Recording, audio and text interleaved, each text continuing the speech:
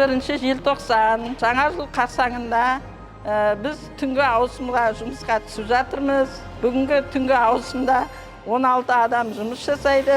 Жаңа жыл қарсаңында халық игілігі үшін халықты нанмен қамтамасыз етуге жұмыстанып жатырмыз. Барлық қазақстандықтарды, атыраулықтарды Асыл Ана наубайханасының атынан жаңа жылмен құттықтаймыз.